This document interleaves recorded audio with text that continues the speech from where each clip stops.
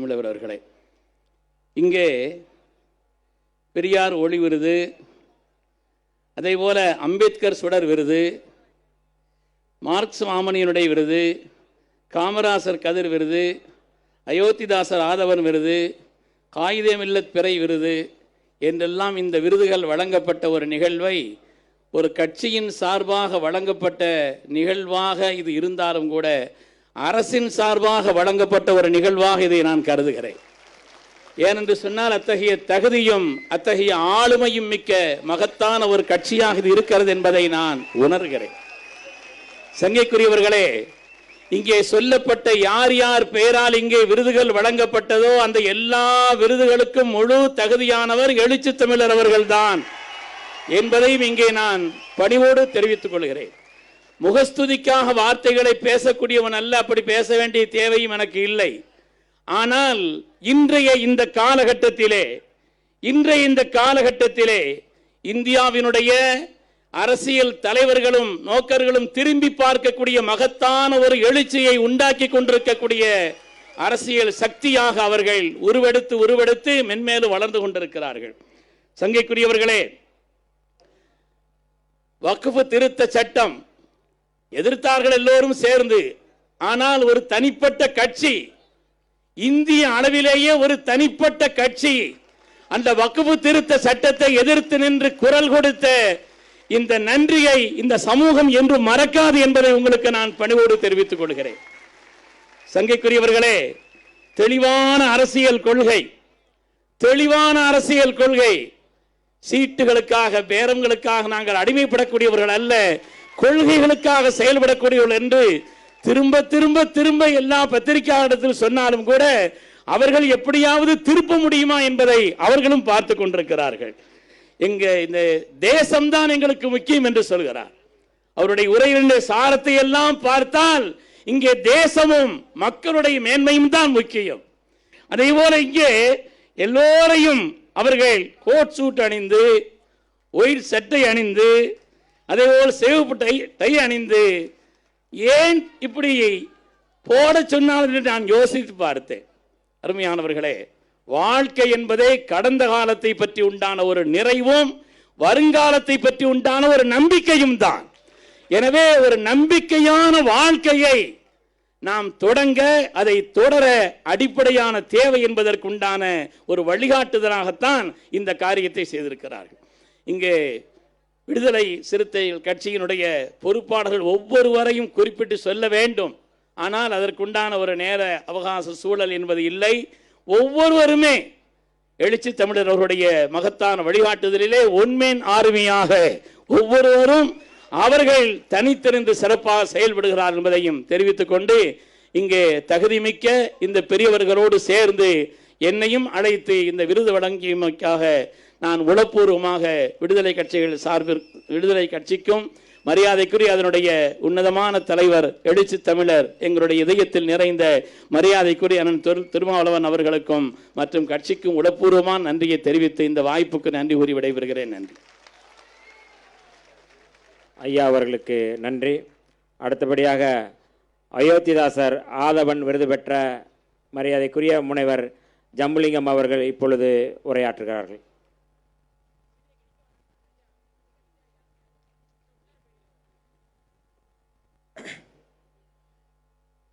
இந்த இனிய விழாவிற்கு வந்துள்ள பெருமக்கள் அனைவருக்கும் என்னுடைய வணக்கத்தினையும் நன்றியையும் தெரிவித்துக் கொள்கிறேன். மேடையில் உள்ள பெருமக்கள், பார்வையாளர்கள் அனைவருக்கும் என் வணக்கமும் நன்றியும். ஒரு அரசியல் கட்சியானது இவ்வாறாக ஒரு ஆய்வாளனை தேடி தருவது என்பது எனக்கு மிகவும் பெருமையாக உள்ளது. சாதாரணமாக ஒரு தட்டச்சு சுருக்கெழுத்தனாக பல்கலைக்கழகத்தில் சேர்ந்தேன். பௌத்தம் என்னை இந்த அளவுக்கு கொண்டு வந்து நிறுத்தும் என்று நான் எதிர்பார்க்கவில்லை. ஒரு சிறிய ஃப்ளாஷ்பேக்.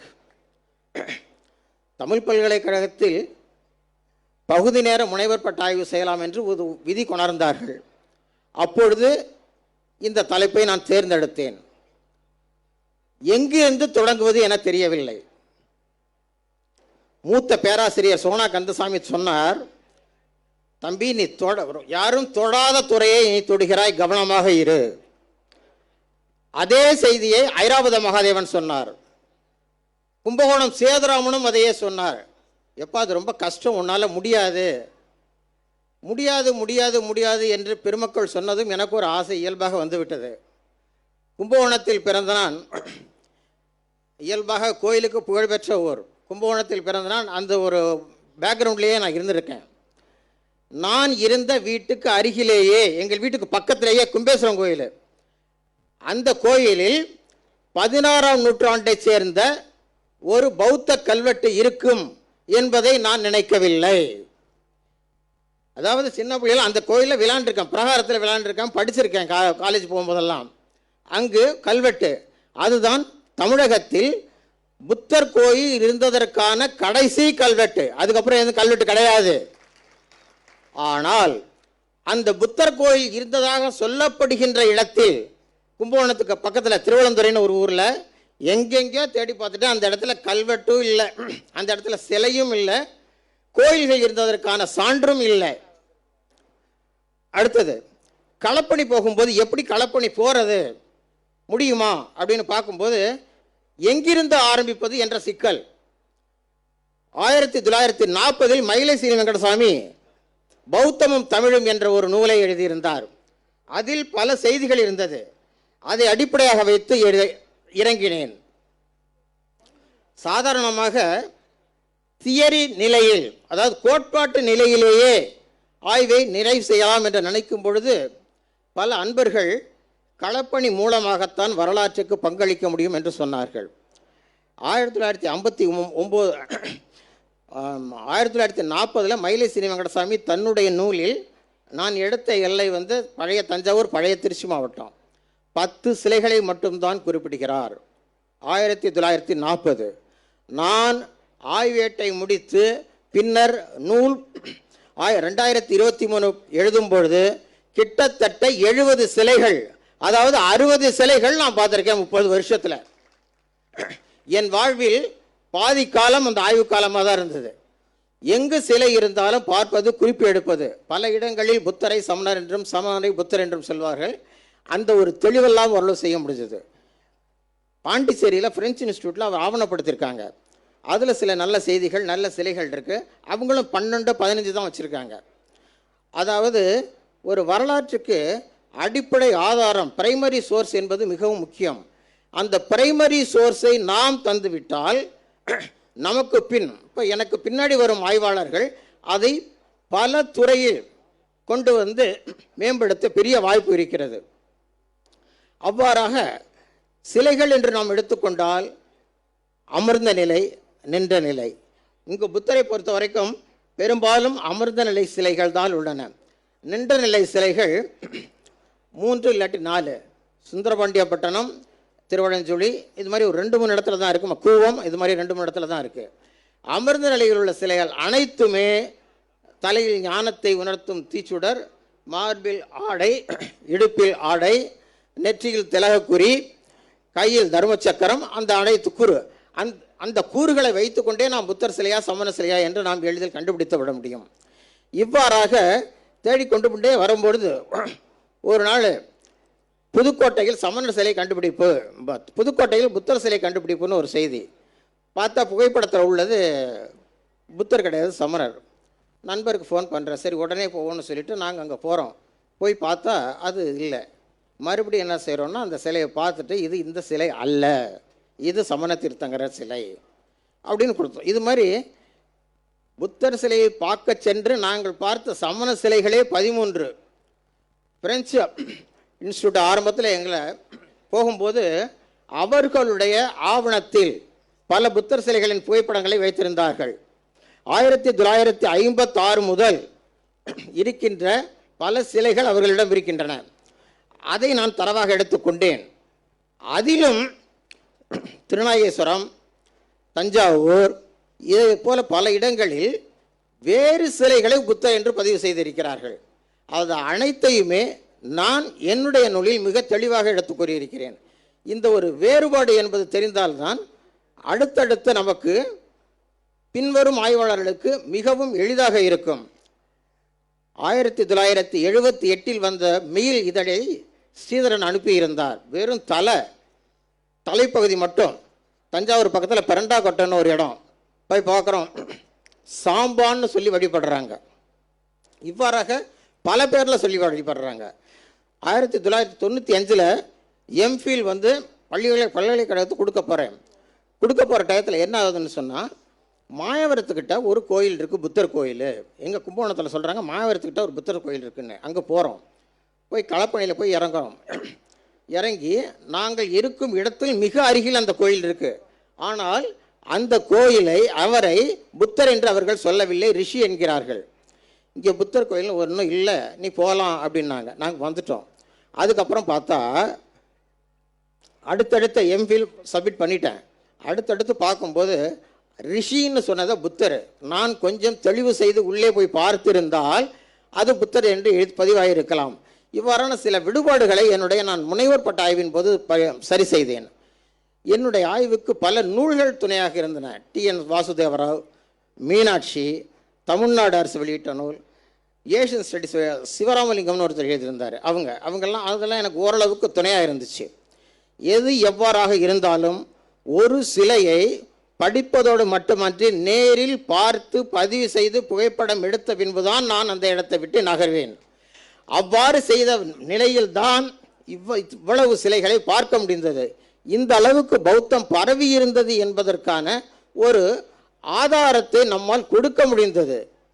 காரணம், ஆரம்பத்தில் எங்கு பார்த்தாலும் இங்கே சிலை இல்லை, இது ஐயனார் சிலை, இவ்வாறு திசை திருப்புதல் எவ்வாறாக பல இடத்துல நான் பார்த்தேன். இவ்வாறாக இருந்தபொழுது எனக்கு தமிழ் பல்கலைக்கழகத்தை நான் நன்றியோடு நினைவு கூறுகிறேன். தமிழ் பல்கலைக்கழகத்தில் பகுதி நேரமாக தான் பண்ணேன். அந்த பகுதி நேரத்தில் பண்ணும்போது பல்கலைக்கழக அனுமதியும் அந்த ஒரு பின்புலமும் தான் எனக்கு இதை ரொம்ப உதவியாக இருந்துச்சு. அடுத்தடுத்த வரலாற்றுக்கு இது ஒரு பெரும் பங்களிப்பாக அமையும் என்று நான் நினைக்கிறேன். இவ்வாறாக எனக்கு ஊக்கம் தரும் வகையில் எனக்கு இந்த விருது தந்த எழுச்சி தலைவர் அவர்களை நான் நன்றியோடு நினைவு கூறுகிறேன். நான் முன்னரே சொன்னது போல, நான் ஒரு சுருக்கெழுத்தனாகவோ தட்டச்சு சுருக்கெழுத்தராகவோ பிற அலுவல் நிலை பணியாளராகவோ இருந்திருந்தால் இந்த இடம் வந்திருக்க முடியாது. என்னை வெளிச்சம் போட்டு காட்டிய அவருக்கு அண்மையில் 3 மாதத்துக்கு முன்பு இளவந்திகை திருவிழாவில் கூட எனக்கு ஒரு விருது வழங்கினார்கள். இது இவ்வாறான விருதுகள் என்னை ஓய்வு பெற்று 7 வருஷம் ஆக போகுது, என்னை இன்னும் சும்மா இருக்காதே என்று வேகப்படுத்துகிறது. கொஞ்சம் ஒரு அலுப்பு இருந்தால் கூட அதை பார்க்கும்போது என்னென்னா, நாளைக்கு அடுத்தது போய் பார்க்கணும். இதோ போன வாரம் புதுக்கோட்டையிலேருந்து ஒரு ஃபோனு, இங்கே ஒரு சிலை இருக்குங்க, நீங்கள் அவசியம் வந்து பாருங்கள், குழப்பமாக இருக்குன்னு சொல்லிட்டு. என்னுடைய ஆய்வுக்கு என்னுடைய குடும்பத்தார், குறிப்பாக என் மனைவி, பல குடும்பத்தில் நான் பார்த்துருக்கேன், மனைவி குடும்பத்தாரோட ஆதரவு அவ்வளோ இருக்காது. என்னுடைய மனைவி ஒரு சின்ன பையனை ஸ்கூலுக்கு மகனை அனுப்பும்போது எப்படி அனுப்புவாங்களோ, 93 என்னை எவ்வாறு அனுப்பினார்களோ அதை போலவே இன்றும் என்னை அனுப்பி வைத்தார். இன்னும் என் ஆய்வு தொடரும். அனைவருக்கும் நன்றி.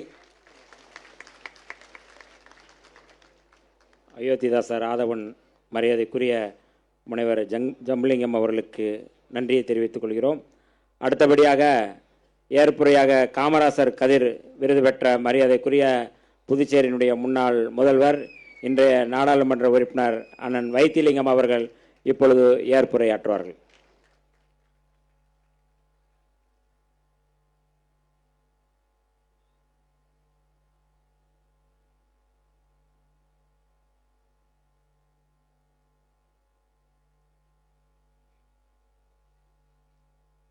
இந்த விழாவினுடைய சிறப்பு தலைவராக வழங்கக்கூடிய எழுச்சி தலைவர் மதிப்பிற்குரிய திருமா அவர்களே,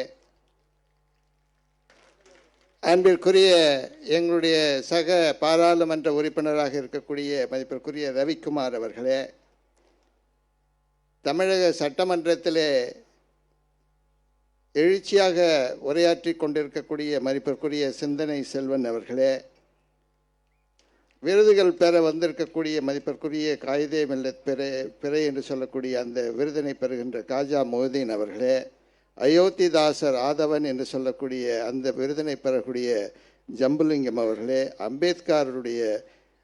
அம்பேத்கர் சுடர் விருதினை பெறுகின்ற முனைவர் KS சலம் அவர்களே, மார்க்சிஸ்ட் மாமணி என்று சொல்லக்கூடிய தோழர் தியாகு அவர்களே, பெரியார் ஒளி என்று சொல்லக்கூடிய அந்த விருதினை பெறுகின்ற மதிப்பிற்குரிய சத்யராஜ் அவர்களே, மதிப்பிற்குரிய வன்னி அரசு அவர்களே, மதிப்பிற்குரிய பாலசிங்கம் அவர்களே, குழுமிருக்கின்ற நண்பர்களே, உங்கள் அனைவருக்கும் என்னுடைய முதற்கண் வணக்கத்தினை தெரிவித்துக் கொள்கின்றேன்.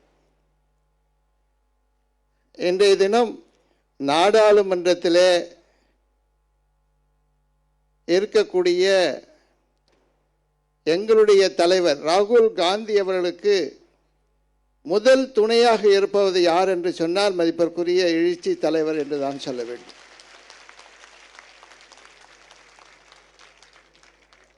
ஏன் இதை சொல்லுகின்றேன் என்று சொன்னால், எந்த ஒரு ஆலோசனையும் அவரை கேட்காமல் எடுப்பது இல்லை என்பதுதான் நாங்கள் சொல்ல வேண்டும். இவருடைய கருத்தை எடுத்துக்கொண்டுதான் மதிப்பிற்குரிய ராகுல் காந்தி அவர்கள் இன்றைய தினம் நடைமுறைப்படுத்தி கொண்டு இருக்கின்றார்கள் என்று சொல்லலாம். உங்களுக்கெல்லாம் நன்றாக தெரியும், கடந்த நாடாளுமன்றத்திலே நாம் எப்படி தேர்தலை சந்தித்தோம் என்பது. இந்த நாடாளுமன்ற தேர்தலே அந்த அரசியல் அமைப்பு சட்டத்தை பாதுகாக்க வேண்டும் என்பதுதான் முக்கிய நோக்கமாக இருந்தது. அரசியல் அமைப்பு சட்டத்தை பாதுகாக்க வேண்டும் என்று சொன்னால் அதில் இருக்கக்கூடிய அரசியல் அமைப்புகளை எல்லாம் ஒன்றாக பாதுகாக்க வேண்டும் என்பதுதான். ஆனால் இன்றைய தினம் ஆளக்கூடிய கட்சியானது அந்த அரசியல் அமைப்பு சட்டத்தையே மாற்றி எழுத வேண்டும் என்று சொல்லக்கூடிய மனநிலையில் இருக்கக்கூடியவர்கள். அதற்கு முக்கியமான காரணம் என்னவென்று சொன்னால், அவர்கள் எல்லா தலைவருடைய வரலாறையும் மாற்றி எழுத வேண்டும் என நினைக்கக்கூடியவர்கள். மகாத்மா காந்தி அவர்களையும் மறக்கடிக்க வேண்டும், நேரு குடும்பத்தையும் மறக்கடிக்க வேண்டும், அதே போல அம்பேத்கருடைய பெயரையும் மறக்கடிக்க வேண்டும் என்பதுதான் அவருடைய கொள்கையாக இருந்தது. அந்த கொள்கையின் அடிப்படையிலே அந்த அரசியலமைப்பு சட்டத்தை மாற்றி எழுத வேண்டும் என்று சொல்லக்கூடிய ஒரு நிலைப்பாட்டிலே இருந்தார்கள். அதை தடுத்து நிறுத்தியது யார் என்று சொன்னால், நம்மளுடைய எழுச்சி தலைவருடைய துணையோடு ராகுல் காந்தி அவர்கள் தான் நிறுத்தி இருக்கின்றார்கள் என்று சொல்லலாம். நாங்கள் எல்லாம் அந்த பாராளுமன்ற உறுப்பினராக பதவி ஏற்கின்ற நேரத்தில் எங்களுடைய கையிலே இருந்தது என்னவென்று சொன்னால், இந்திய அரசியல் அமைப்பு சட்டம் என்றுதான் சொல்ல வேண்டும். அந்த சட்டத்தை வைத்துத்தான் நாங்கள் அந்த அரசியலமைப்பு அந்த பதவியை ஏற்றுக்கொண்டோம் என்று சொல்ல வேண்டும். இதை எதற்காக சொல்கின்றேன் சொன்னால், எங்களுடைய கையிலே அரசியலமைப்பு சட்டம் இருக்கின்றது என்று சொன்னால் அதற்கு பின்னால் அம்பேத்கர் இருக்கின்றார் என்பதுதான் உண்மை. எதிர்க்கட்சியில் இருக்கக்கூடிய அனைத்து உறுப்பினர்களும் ஒன்றாக இணைந்து அந்த காரியத்தை செய்திருக்கின்றோம். இப்படிப்பட்ட ஒரு நிலையிலே தான் இன்றைய தினம் பார்த்து கொண்டிருக்கின்றோம். உங்களுக்கெல்லாம் தெரியும், ராகுல் காந்தி அவர்கள் ஒரு முக்கியமான முடிவை எடுத்திருக்கின்றார்கள். என்னவென்று சொன்னால், ஜாதி வாரி கணக்கெடுப்பு எடுக்க வேண்டும் என்று சொல்லக்கூடிய நிலைப்பாடு. ஏன் அதை எடுத்தார்கள் என்று சொன்னால், அந்த ஆளக்கூடியவர்கள், மத்தியில் இருக்கக்கூடிய ஆளக்கூடியவர்கள் எல்லாம் உயர்ந்த ஜாதியை சார்ந்தவர்கள் இருக்கின்றார்கள். மற்ற ஜாதியை சார்ந்தவர்கள் யாருமே இல்லை என்பதைத்தான் அந்த நாடாளுமன்றத்தில் அவர்கள் பதிவிட்டார்கள். அதே நேரத்தில் அப்படி பதிவிடுகின்ற நேரத்தில் எல்லோருக்கும் அந்த சம உரிமை கிடைக்க வேண்டும் என்பதற்காக நீங்கள் ஜாதிவாரி எடுக்க வேண்டும் என்று சொல்லக்கூடிய ஒரு வேண்டுகோளை வைத்தார்கள். ஆனால் ஆளுகின்ற அந்த சமுதாயம், அந்த அரசாங்கம் ராகுல் காந்தியினுடைய ஜாதியை என்னவென்று கேட்கக்கூடிய ஒரு கேள்வியை கேட்டு அவரை கொச்சைப்படுத்துகின்ற நிலையை கொண்டு வந்தார்கள் என்று சொல்லலாம். ஆனால் அதை கூட அவர்கள் ஏற்றுக்கொண்டு, என்னை நீங்கள் தாழ்வாக பேசலாம், என்னை குறைவாக பேசலாம், ஆனால் நிச்சயமாக ஒரு காலத்தில் நீங்களே இந்த நாடாளுமன்றத்தில் அதை நிறைவேற்றுவீர்கள் என்று சொல்லக்கூடிய வார்த்தையை கூறினார்கள். இன்றைய தினம் அதை செய்திருக்கின்றார்கள். ராகுல் காந்தி என்ன கூறினார்களோ அதை செய்திருக்கின்றார்கள். ஆனால் அதையும் முழுமையாக செய்தார்களா என்று சொன்னால் இல்லை என்று சொல்ல வேண்டும். ஏனென்றால் அதற்கு உண்டான நிதி ஆதாரத்தை அவர்கள் தரவில்லை. ஏறக்குறைய 10,000 கோடி ரூபாய் என்று தேவையான இந்த நிதி திட்டத்திற்கு வெறும் 500 கோடி ரூபாய் என்ற அளவிற்குத்தான் நிதி ஒதுக்கீடு செய்திருக்கின்றார்கள். இதை எதற்காக சொல்கிறேன் என்று சொன்னால், இந்த அரசியலமைப்பு சட்டம்தான் எல்லோருக்கும் பாதுகாப்பு தருவது. அம்பேத்கர் எழுதிய பாதுகாப்பு சட்டம்தான் எல்லோருக்கும் பாதுகாப்பு தருவது. எல்லாருடைய அதாவது பொதுமக்களாக இருக்கக்கூடிய யாராக இருந்தாலும் அவர்களுக்கு பாதுகாப்பு தரக்கூடியது யார் என்று சொன்னால் அந்த அரசியலமைப்பு சட்டம்தான். அதை பாதுகாக்கக்கூடிய நிலையிலே இன்றைய தினம் நாம் இருந்து கொண்டிருக்கின்றோம். இந்த முயற்சிக்கு முழுமையாக ஆதரவு தருகின்ற திருமா அவர்களுக்கு என்னுடைய வாழ்த்துக்களை, நன்றியை தெரிவித்துக் கொள்கின்றேன். அதே போல அவருக்கு என்னுடைய நன்றியும் தெரிவித்துக் கொள்கின்றேன். என்றால் இப்படிப்பட்ட ஒரு சிறப்பான விருதினை எங்களுக்கு தந்ததற்கு, எங்களை ஊக்கப்படுத்தியதற்கு என்னுடைய நன்றியை தெரிவித்து விடைபெறுகின்றேன். நன்றி, வணக்கம்.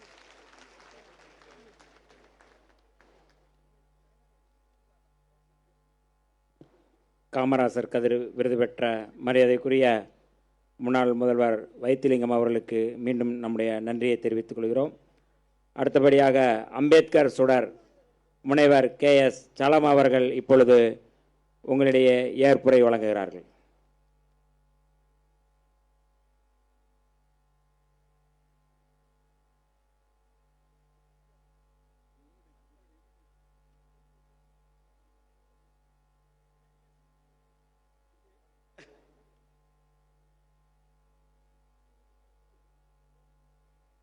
எல்லாருக்கும் வணக்கம்.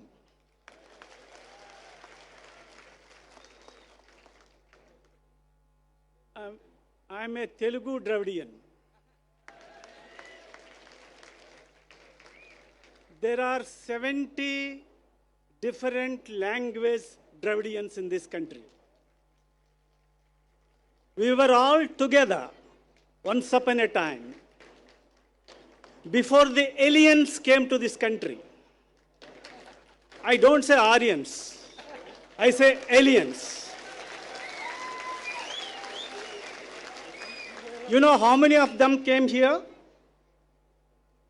In 2000 millennium, that is 2000 BC, there were only 60 lakh population in Asia,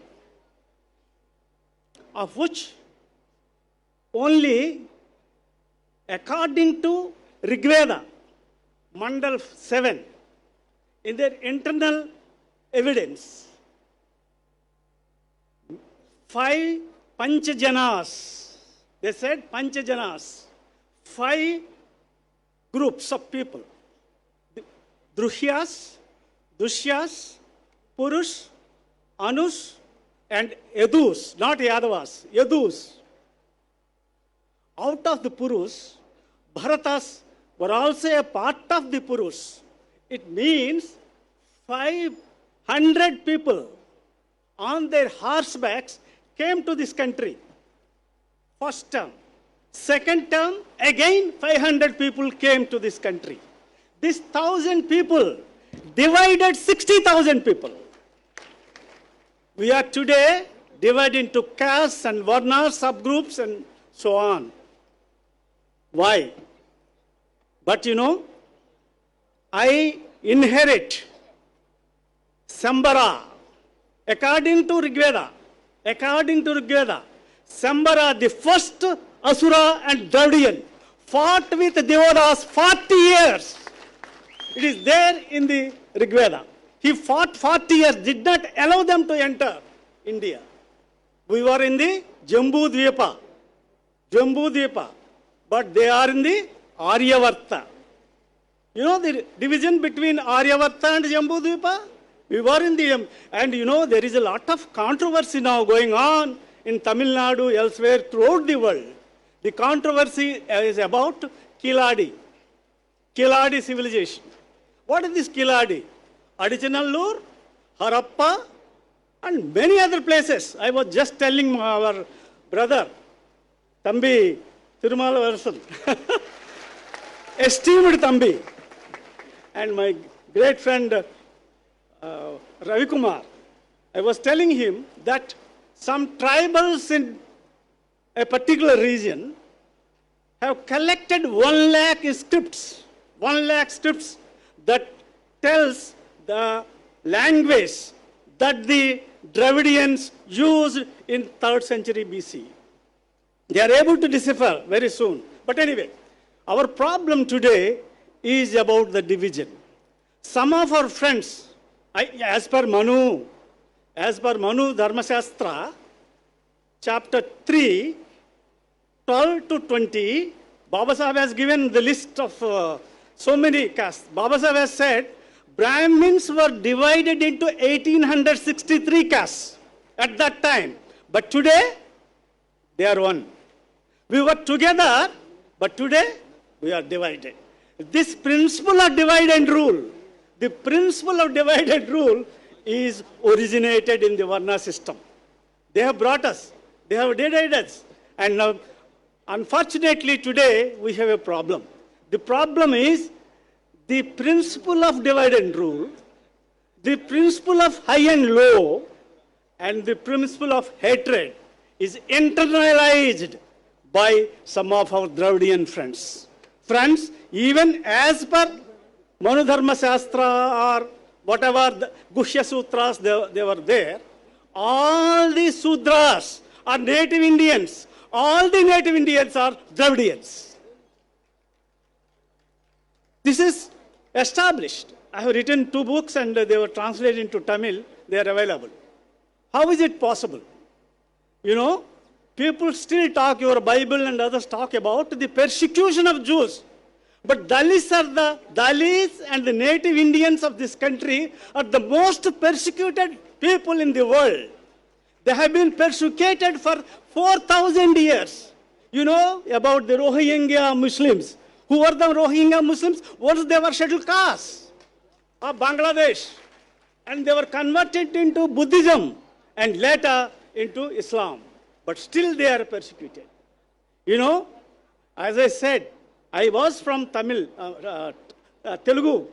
You know, there is one Kharavela, the great Dravidian king of Kalinga. Kharavela means Telugu name. That even Bengali scholars have long ago established that Bengali is not Aryan, it is Dravidian. There were kingdoms in Myanmar, 9th century BC, there was a Dravidian kingdom. It means from Myanmar down to Kanyakumari, it was a Dravidian land. But unfortunately, our scholars, mostly by the British scholars with William Jones, perhaps scholars here know about his name, particularly English scholars know about him. William Jones, when he was the judge of Supreme Court at Calcutta, he was the first who translated Rig Veda. He was the first who said, after seeing people like his here in Calcutta, he found that all of us are brethren, because those who were sitting were also Baddalok. All upper caste Brahmins were sitting in his room. And the language they were speaking, whether Bengali, Hindi or Sanskrit, is equivalent to that of German and other languages in the Mediterranean region. Friends, you know that they say that I don't worship any of the alien gods because I have my own goddesses. Ammas are our goddesses. Ammas were the women who were raped. Most of the women, Ammas, were scheduled castes. Once upon a time, they were untouchables. They fought against the oppressor. They were raped or they fought against them, they were killed, and therefore they became our Ammas. They are our goddesses, but we don't worship the alien gods because whether Varuna or Indra or whoever it may be, they were all there in Iran, Iraq, Mediterranean region. You know, very jocularly we say, you have Abraham, and Brahma. You see, Abraham, and Brahma, and their wife name is Sarah and Saraswati. That means they came from there. We are from the very beginning, from thousands of years, we have been living here, but unfortunately, we are divided, and it is time. I am happy I have accepted. I generally don't accept, because I know Brother Tinumavalan for a long time, because his social engineering is different. His social engineering is bringing people together, brotherhood. He is developing a Dravidian brotherhood. We need Dravidian brotherhood, nothing else. You bring all the Sudras together, because they were once upon a time, they were Dravidians, but unfortunately, they are internalizing. Unfortunately, I am told that in Tamil Nadu also, it has already set in. It is time that we should fight against it. I was inspired. Today is a very important day. My dear friends, on this particular day, 100 years ago, Mahatma Gandhi came to Vaikom. Why? Narayana Guru was fighting against the system there. He was fighting for the temple entry. Both Narayana Guru and Periyar, both have taught Gandhi about the kind of caste system that was practiced in Kerala. What is the caste system? Ezavas. Of course, there were scheduled castes in North India. You know, some of the castes in Tamil Nadu were called backward classes or scheduled castes in Odisha. All the fishermen, whatever it may be, there are 12 categories in Andhra. I have studied them. They were all scheduled caste in North India. And the weavers were also scheduled caste. Tappers were scheduled caste. So, irrespective of the caste, whether you are in Tamil Nadu or Uttar Pradesh or Bihar, we were all together, we were one. We were divided. And now some of our friends are getting the Brahminical high and low, internalizing, and they are dividing us. Therefore, this is time that VCK is, I'm really happy, there is only one hope here today. All the fighting from Sambara down to Periyar, or Narayana Guru, or Ayodhya Das, all are from South India. They have been fighting, and our brother Tirumavalan is taking the lead, taking the legacy of the great fighters and continuing it, and we wanted that all of us should be united and will continue to further. We fought for 3,000 years. Another 3,000 years we fight to establish our own land, Dravidian land. Thank you very much. Nandri. திராவிட எதிர்ப்பை இங்கே கட்டமைத்து கொண்டிருக்கிற சூழலில் தெலுங்கு தேசத்திலிருந்து வந்திருக்கிற மரியாதைக்குரிய பேராசிரியர் சலம் அவர்கள் நாமெல்லாம் திராவிடர்கள் என்கின்ற அந்த உணர்வை ஊட்டுகின்ற வகையிலே உரையாற்றிய மரியாதைக்குரிய பேராசிரியர் சலம் அவர்களுக்கு நன்றி. அடுத்தபடியாக மார்க்ஸ் மாமணி விருது பெற்ற மரியாதைக்குரிய தோழர் தியாகு அவர்கள் இப்பொழுது நம்மிடையே ஏற்புரையாற்றுகிறார்கள்.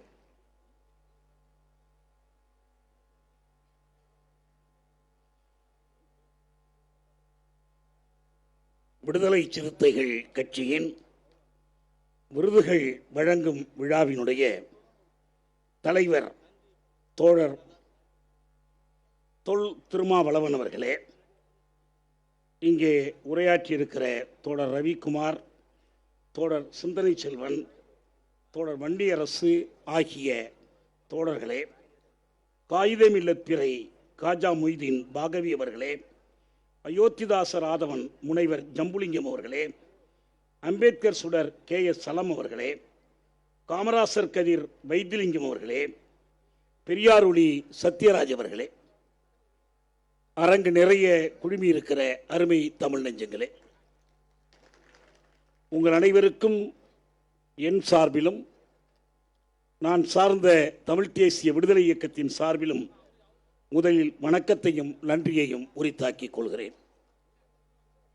மார்க்ஸ் மாமணி என்ற விருதினை எனக்கு வழங்கி இருக்கிறீர்கள். கார்ல் மார்க்ஸுக்கும் எனக்குமான இந்த உறவு எப்போது தொடங்கியது என்று இந்த நேரத்தில் நான் எண்ணி பார்க்கிறேன். அப்போது எனக்கு ஒரு 14 வயதுதான் இருக்கும்.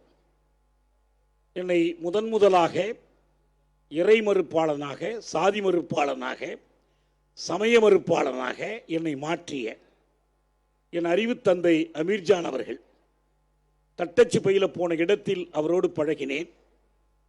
அங்கு ஒரு படம் மாட்டப்பட்டிருந்தது. இந்த படத்தை பார்க்க எனக்கு ஆர்வமாக இருந்தது. இந்த படம் யாருடையது என்று கேட்டேன். அவர் சொன்னார், இது கார்ல் மார்க்ஸினுடைய படம்.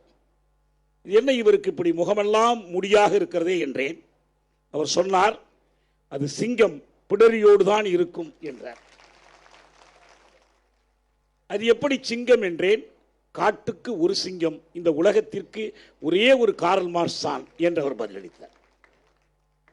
மார்க்ஸை அறிந்து கொள்ள வேண்டும், கற்றுக்கொள்ள வேண்டும் என்ற ஆர்வம் அப்போதுதான் தொடங்கியது.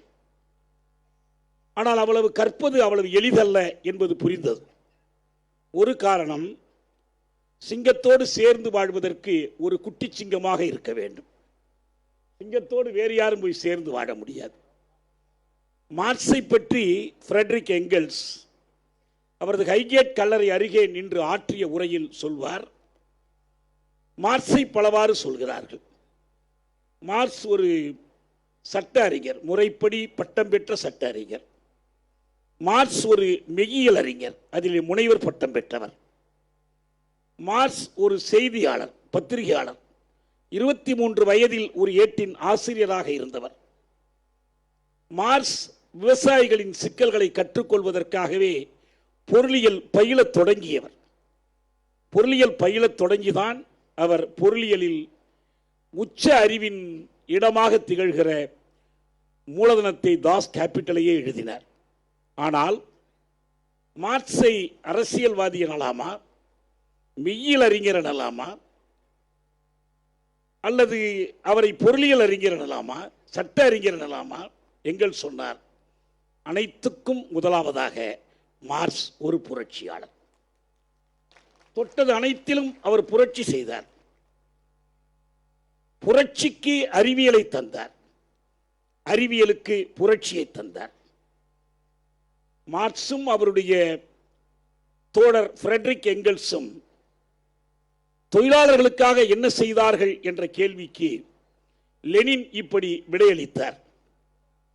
அவர்கள் தொழிலாளர்கள் தம்மைத்தாமே உணரும்படி செய்தார்கள். அவர்கள் தொழிலாளர்கள் தம்மைத்தாமே அறியும்படி செய்தார்கள். They replaced dreams with science. கனவுகளை அகற்றிவிட்டு அந்த இடத்தில் அறிவியலை அமர்த்தினார்கள். எனவே இந்த அறிவியலை பயில வேண்டும். மார்க்ஸை முழுமையாக அறிந்து கொள்வதற்கு இந்த அறிவியல் தேவைப்படுகிறது. அந்த முறையில்தான் மார்க்ஸை, மார்க்சிய வழிவந்த நூல்களை எல்லாம் பயிலத் தொடங்கினோம். ஆனால் 70ஆம் ஆண்டு சிறைப்பட்ட பிறகுதான் மார்க்ஸோடு உண்மையான பரிச்சயம் தொடங்கியது. மார்க்சின் நூல்களை பயிலத் தொடங்கினோம். முதலாளித்துவ பெருமலையை உடைக்க புறப்பட்ட சிற்றுளியாகிய 40-45 பக்கங்கள் கொண்ட அந்த பொதுமை அறிக்கை, கம்யூனிஸ்ட் மேனிஃபெஸ்டோவை படித்து விளங்கி கொண்டு மற்றவர்களுக்கு விளங்க வைக்கிற பொறுப்பு எனதாயிற்று. பிறகு தூக்கு தண்டனையில் இருக்கிற போதுதான் சாவதற்குள் ஒரு சாதனை புரிய வேண்டும் என்று என்னுடைய அன்பு தோழர் லெனினுடன் சேர்ந்து தாஸ் கேபிட்டல் என்ற அந்த நூலை மொழிபெயர்க்க ஆரம்பித்தோம். சிறை வாழ்க்கையில் பல ஆண்டுகள் அந்த பணியை செய்தோம். மார்க்ஸை பற்றி நான் சொல்வதானால் அவரை புகழ்ந்து போற்றுகிறவனாக மட்டும் நான் இருக்க முடியாது. மார்க்ஸ் என்னுடைய வாழ்க்கையில் பல வகையில் குறுக்கிட்டு இருக்கிறார். கிட்டத்தட்ட 60 ஆண்டுகளாக அவர் என்னோடு வாழ்ந்து வருகிறார். நான் அவரோடு தான் வாழ்ந்து வருகிறேன். தூக்கு கைதியாகவும் வாழ்நாள் சிறை கைதியாகவும் 15 ஆண்டு காலம் சிறையில் இருந்த போது பெரும்பாலும் தனிமை கொட்டடியில் தான் இருந்தேன். ஆனால் உண்மையில் அது தனிமை கொட்டடி அல்ல. எல்லா தனிமை கொட்டடியிலும் என்னோடு மார்க்ஸ் இருந்தார். புத்தகமாக இருந்தார், சிந்தனையாக இருந்தார். எப்போதும் அவருக்கு இன்பம் பயப்புகிறவராக மட்டும் இருப்பதில்லை. கண்ணனை பற்றி பாரதி பாடுகிற போது தோழன் என்றும் தாய் என்றும் தந்தை என்றும் ஆசான் என்றும் காதலன் என்றும் கண்ணம்மா என் காதலி என்றும் கண்ணன் என் சத்குரு என்றும் பலவாறு பாடுவான். மார்க்ஸை பற்றி அப்படி பலவாறு சொல்லலாம்.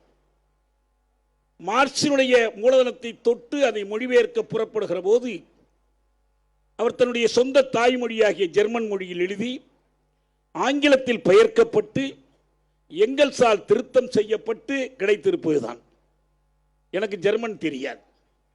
எனவே அதை மொழிபெயர்க்கும் போது ஏற்படுகிற இடர்கள், புதிய கலைச்சொற்களை ஆக்குவதற்கான முயற்சிகள், அது பல நேரம் தூக்கத்தை தொலைத்து விட வேண்டும். மார்க்ஸோடு சொல்லு கட்டி இருக்கிறேன், மல்லு கட்டி இருக்கிறேன். இந்த மனிதர் என்னை இந்த பாடுபடுத்துகிறாரே என்று வெறுத்து தள்ளி வைத்தும் இருக்கிறேன். ஆனால் மார்க்ஸை என்னால் தவிர்க்கவே முடியவில்லை. மார்க்சிடமிருந்து புதிதாக கற்றோம். இன்றளவும் கற்றுக்கொண்டே இருக்கிறேன். அண்மையில் மார்க்ஸ் மொழி பற்றி கூறியவற்றை ஆய்வு செய்கிற போது 1000 பக்கங்கள் எழுதி பொருளியலை விளக்கியவர் ஒரு சில சிறு வாக்கியங்களுக்குள் அந்த மார்க்சியத்தை, அறிவியல் கண்ணோட்டத்தை அடக்கி தருகிறார். அவர் மொழி பற்றி ஒரு இலக்கணம் சொல்கிறார். Language is the immediate reality of thought. மொழி என்பது சிந்தனையின் உடனடி மெய்யாக்கம். கனவு வசப்படுதல் என்று பாரதி சொல்வானே, அதுபோல சிந்தனை எப்படி வசப்படுகிறது என்றால் மொழியிலே வசப்படுகிறது. இடையில் வேறு எதுவும் குறிக்கிட முடியாது. நீங்கள் சிந்திப்பதே மொழியில்தான், சிந்தனையை வெளிப்படுத்துவது மொழியில்தான், சிந்தனையை செயலாக்குவதற்கான முதல் வடிவம் மொழிதான். மொழியின் துணை இல்லாமல் இவற்றிலே எதுவுமே சாத்தியமில்லை. அது வெறும் சிந்தனைகளை பரிமாறுகிற கருவி அல்ல, அது சிந்தனைகளை உருவாக்குகிற கருவி, அதற்கான ஊடகம் என்பதை மார்க்ஸ் அந்த சிறிய வாக்கியத்திலே சொல்வார். அதை பற்றி விரிவாக ஆய்ந்து நாம் செய்ய வேண்டியிருந்தது. ஒரு செய்தியை இந்த இடத்திலே நான் சொல்ல வேண்டும். இந்த மேடை என்பதற்காக தோழர் திருமாவர்கள் தலைமையேற்றிருக்கிறார் என்பதற்காக அல்ல. திருமாவோடு எனக்கு இருக்கிற நட்பு இங்கே இருக்கிற உங்களில் பெரும்பாலானவர்களுக்கு இருக்கிற நட்பை விட நீண்ட ஒரு நட்பு. 85ஆம் ஆண்டு நான் சிறையிலிருந்து விடுதலையாகி வந்தேன். பிறகு நிறைய கூட்டங்கள் மதுரையில், அன்றைக்கு டிபிஐ அமைப்பு விடுதலை சிறுத்தைகள் நடத்துகிற ஒவ்வொரு கூட்டத்திலும் அவருக்கு துணையாக நான் இருப்பேன். நாங்கள் நடத்துகிற எல்லா கூட்டத்திலும் அவரும் உரையாற்றுவார். அப்படி தொடர்ந்து ஒரு நெருங்கிய நட்பு இருந்தது. பல போராட்டங்களில் இணைந்து கலந்து கொண்டோம். அப்போதெல்லாம் தெரியாத ஒரு செய்தியை பிறகு ஒரு சந்தர்ப்பத்திலே சொன்னார். அது என்னவென்றால், 85இல் நான் சிறையிலிருந்து வெளியே வந்த பிறகு மார்க்சின் மூலதனம் பற்றி பல கூட்டங்கள் பேசியிருக்கிறேன், பல வகுப்புகள் நடத்தியிருக்கிறேன், மணிக்கணக்காக பேசியதெல்லாம் உண்டு. இந்த பேச்சுக்களில் ஒன்றை கேட்ட பிறகு சென்னை பல்கலைக்கழகத்தினுடைய தமிழ் துறை மார்க்ஸை பற்றி பேசுமாறு என்னை அழைத்தது. மார்க்ஸ் ஒரு சரக்கை எடுத்து வைத்துக் கொண்டு அதனுடைய பயன் மதிப்பு, மாற்று மதிப்பு, அதனுடைய மதிப்பு, பண மதிப்பு என்று பலவற்றை பற்றி பேசுவார்.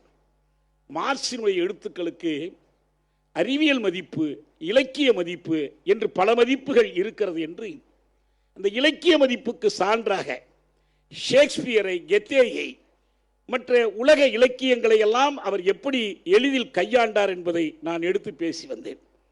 சென்னை பல்கலைக்கழகத்தில் தமிழ் துறையில் ஒரு கூட்டம் நடந்தது. இந்த கூட்டத்திற்கு வந்திருந்தவர்களிலே ஒருவர், உங்களுக்கு தெரியுமோ தெரியாதோ, மார்க்ஸ் நூலகத்தை வைத்து நடத்திய கண்ணன். கண்ணன் என்ற பெயருக்கு ஏற்ப கண்ணிழந்த பலருக்கு கண்ணாக இருந்து படிப்பித்தவர் அவர். நம்முடைய சாசி ராஜகோபால் அவர்களுடைய உடன் பிறந்தவர். அவரும் அவருடைய துணைவியாரும் அவருடைய சகோதரியும் பல பேரை படிக்க வைத்தவர்கள்.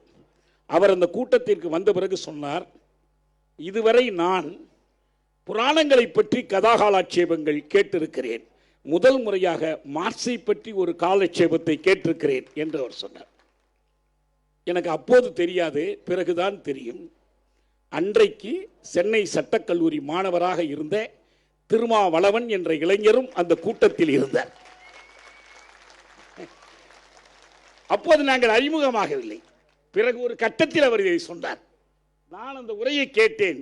பல்கலைக்கழகத்திலே இப்படி ஒருவர் பேசுகிறார் மார்க்ஸை பற்றி, எனவே நாம் போய் கேட்க வேண்டும் என்று அந்த கூட்டத்திற்கு வந்து கலந்து கொண்டேன் என்று அவர் சொன்னார். இன்றைக்கு நான் ஒன்றைத்தான் உங்களுக்கு சொல்ல விரும்புகிறேன். மார்க்ஸ் அனைத்துக்கும் முதலாவதாக புரட்சியாளர். அவர் அறிவியலில் உறுதியான நம்பிக்கை கொண்டிருந்தவர். எந்த விதமான மயக்கங்கள், மூட நம்பிக்கைகளுக்கும் இடம் தராதவர். அவருடைய மெய்யியல், அவருடைய பொருளியல், அவருடைய அரசியல், இவை யாவும் அறிவியல் சார்ந்தவை. இவற்றை கற்க வேண்டும். அதே நேரத்தில் மார்க்சினுடைய பொருத்தப்பாடு என்ன? அவர் அழகாக எழுதினார், இலக்கியம் படைத்தார் என்பதெல்லாம் இல்லை. உலகெங்கும் ஒடுக்குண்ட மக்கள் விடுதலை பெறுவதற்கு அவர் வழிகாட்டினார். இந்த நாட்டில் சாதி பற்றி ஆய்வு செய்ய வேண்டும் என்றால் அவர் அந்த காலத்தில் நியூயார்க் டெய்லி ட்ரிபியூன் பத்திரிகையில் இந்தியாவின் சாதி அமைப்பு பற்றி எழுதிய கட்டுரைகளை ஆய்வு செய்யாமல் சாதியை நம்மால் விண்டுரைக்க முடியாது. இந்தியாவில் பிரித்தானிய ஆட்சி ஏற்படுத்திய விளைவுகளை பற்றி ஒரு கட்டுரை எழுதினார். மூலதனம் நூலில் இந்தியாவில் கிராமப்புறத்தினுடைய சாதி அமைப்பின் அடிப்படை பற்றி எழுதினார். சாதி என்பது இன்றைக்கு பலர் சொல்வது போல வெறும் மேற்கட்டுமானம் அல்ல. அது கலையும் கலாச்சாரம் மட்டுமல்ல, நம்பிக்கை மட்டுமல்ல, அது சமூக பொருளாக்க அமைப்பின் அங்கமாக இருப்பதை மார்க்ஸ் அன்றைக்கே விளக்கி சொன்னார். இன்றைக்கும் மார்க்சினுடைய பொருத்தப்பாடு சுரண்டலற்ற, ஒடுக்குமுறையற்ற, சாதிய ஒடுக்குமுறையற்ற, வர்க்க சுரண்டலற்ற ஒரு சமூகத்தை, தேசிய ஒடுக்குமுறை இல்லாத ஒரு சமூகத்தை, முழுமையான விடுதலையை நோக்கி போராடுகிற ஒரு மக்கள் சமூகத்தை கட்டி எழுப்புவதில்தான் இருக்கிறது. அதில்தான் மார்க்சின் பொருத்தப்பாடு இருக்கிறது. ஒரு தலைவனோ அறிஞனோ கடந்த காலத்திலே புலவனாக இருந்தான், வல்லவனாக இருந்தான், திறமையாளனாக இருந்தான் என்பதை விட நிகழ்காலத்திய போராட்டத்திற்கு அவன் கருவியாக இருக்கிறான் என்பதுதான் முக்கியம். அந்த கருவியை நாம் பயில்வோம், அதை ஆள கற்றுக்கொள்வோம். நன்றி, வணக்கம்.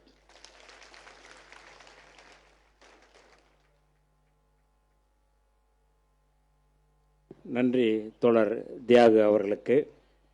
அடுத்தபடியாக மூட நம்பிக்கைகளை பரப்புவதற்கென்றே தெலுங்கு ஆந்திராவிலிருந்து ஒருவரை கொண்டு வந்து இறக்கி முருக பக்தர்கள் மாநாட்டில் வந்து பேச வச்சாங்க.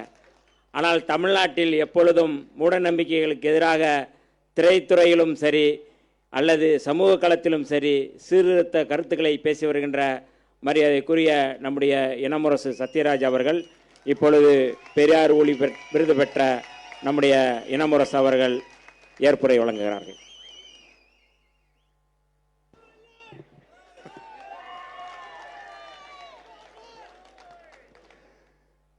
தகுதியுரை படித்த தகுதிமிக்க தலைவர், எழுச்சி தமிழர் அன்பு தம்பி தொல் திருமாவளவன் அவர்களே, வரவேற்புரை நிகழ்த்திய பொதுச் செயலாளர் நாடாளுமன்ற உறுப்பினர் தம்பி ரவிக்குமார் அவர்களே, நோக்க உரை நடத்திய சிந்தனை செல்வன் அவர்களே, பொதுச் செயலாளர் அவர்களே, ஏற்புரை வழங்கிய காயிதே மில்லத் பிறை என்ற விருதை பெற்ற காஜா மொயினுதீன் அவர்களே, அயோத்திதாச ராதவன் விருதை பெற்ற முனைவர் பா ஜம்புலிங்கம் அவர்களே, அம்பேத்கர் சுடர் பட்டம் பெற்ற முனைவர் கே எஸ் சலம் அவர்களே, காமராசர் கதிர் பட்டம் பெற்ற வே வைத்தியலிங்கம் அவர்களே, மார்க்ஸ் மாமணி விருதை பெற்ற தோழர் தியாகு அவர்களே, தலைமை உரையை நிகழ்த்தவிருக்கும் தம்பிக்கும் நிகழ்ச்சி நெறியாளுகை நிகழ்த்திய அன்பு தம்பி வன்னியரசுக்கும் நன்றியுரை வழங்கப் போகும் பாலசிங்கம் அவர்களுக்கும் என்னுடைய பணிவான வணக்கத்தையும், சீரியலும் சிறுத்தைகளுக்கும் என்னுடைய அன்பான வணக்கத்தையும் தெரிவித்துக் கொள்கிறேன். இன்னைக்கு எனக்கு இருந்த ஒரு பெரிய குறை நீங்கி விட்டது. என்னன்னா, தம்பிக்கிட்ட ஏதாச்சும் ஒன்று வாங்கணும்னு பிளான் பண்ணிட்டு இருந்தார். பெரியார் படத்தில் நடிச்சதுக்கு நான் சம்பளம் வேண்டான்னு சொல்லிட்டேன். அந்த படத்தினுடைய 100வது நாள் விழாவில் நான் ஊதியம் வாங்காமல் நடித்ததுக்காக தந்தை பெரியார் கிட்டத்தட்ட ஒரு 90 வருஷம் அணிஞ்சிருந்த இந்த மோதிரத்தை வந்து ஆசிரியர் வீரமணி அவர்கள் கலைஞர் கையால் கொடுத்து எனக்கு அனுப்பிச்சு விட சொன்னார். அது இப்போ என் விரல் இருக்குது. அதே மாதிரி என்னுடைய மக்கள் தலைவர் எம்ஜிஆர் அவர்கள் நான் சந்தித்த பொழுது, உனக்கு ஏதாச்சும் நான் கொடுக்கணும், என்ன வேணும்னு கேளு அப்படிங்கிறாரு. எனக்கு திடீர்னு என்ன கேட்குறேன்னு தெரியல. என்னென்ன அப்படின்னு, இல்லை நீங்கள் ஏதாச்சும் கேளுங்க அப்படின்னு, நீங்கள் எக்ஸசைஸ் பண்ணுற தம்பிள்ஸ் இருந்தால் கொடுங்க அப்படின்னு சிரிச்சாரு. தலையில் பெருசாக ஏதாச்சும் கேளுனாரு. எனக்கு பெருசாக கேட்க தெரியலைங்க, என்ன பண்ணுறது தெரியல அப்படின்னா. உடனே உதவியாளரை கூப்பிட்டாரு. உள்ளே போய் ஒரு கரலாக்கட்டை எடுத்துகிட்டு வந்து கொடுத்தாரு. இன்னைக்கு அன்பு தம்பி எழுச்சி தமிழர்கிட்ட இருந்து ஒரு 50,000 ரூபாய் செக்கு வாங்கிட்டார்.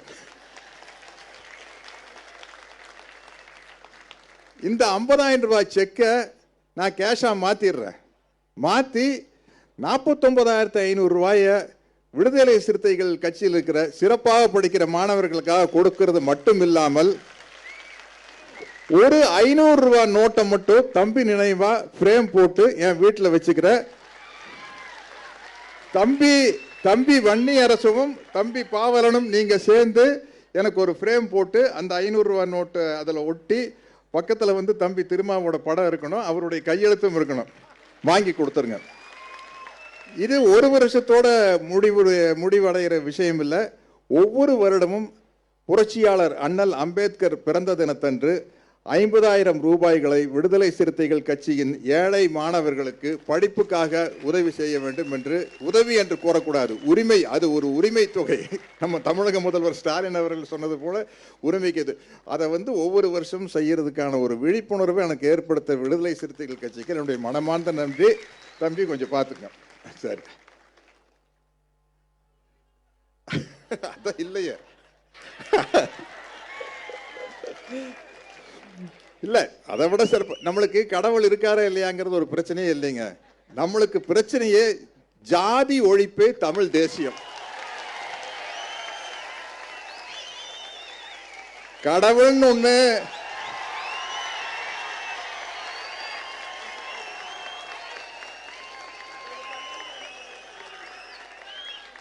ஜாதியை வச்சுட்டு தமிழ் தேசியம் எப்படி சாத்தியமாகும்? ஆணவ கொலை எப்படி நடக்குது? ஜப்பான்ல இருந்து வந்த வெட்டுறான், ஜப்பான்காரன் வெட்டுறானா? சைனாக்காரன் வந்து வெட்டுறானா? ஒரு தமிழன் தான் இன்னொரு தமிழனை வெட்டுறான். அப்ப ஜாதி ஒழியாம எப்படி தமிழ் தேசியம் மலரும்? அதனால ஜாதி ஒழிப்பே தமிழ் தேசியம், அதுதான் முக்கியமான கொள்கை. அதை வச்சுக்கிட்டு ஜாதியை வச்சுட்டு அடங்கு அப்படின்னா அடங்க மறுப்போம், அத்துமீறுவோம்.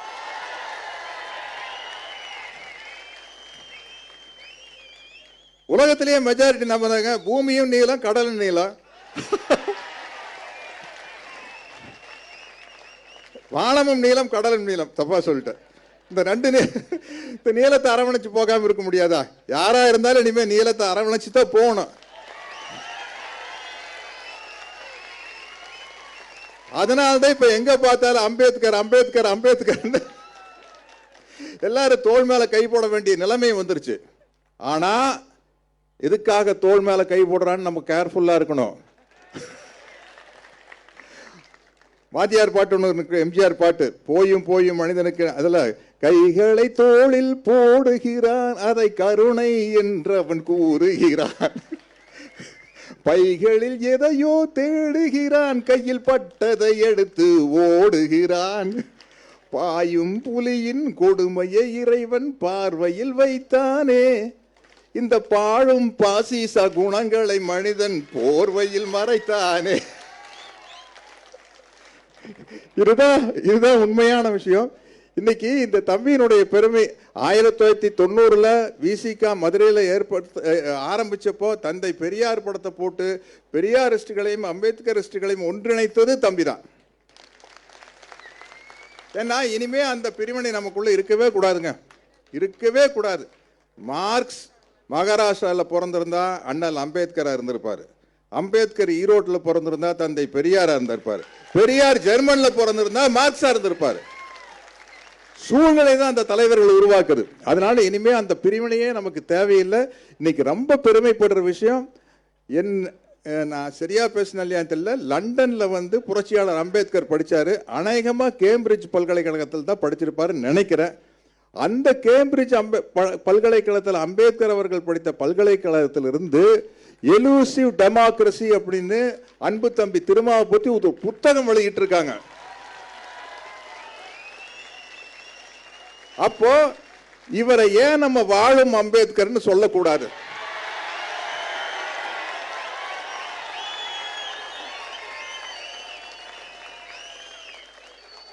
எனக்கு ஒவ்வொரு நிகழ்ச்சியிலையும் காவிரி நீர் பிரச்சனையா, கரெக்டா உத்வேகமா காவிரி நீர் பிரச்சனையை நல்லா எடுத்து பேசுங்க அண்ணன் அப்படின்னு மேடையில் இருக்கையிலேயே போன் வரும். யாரு? தம்பி பாவலன்.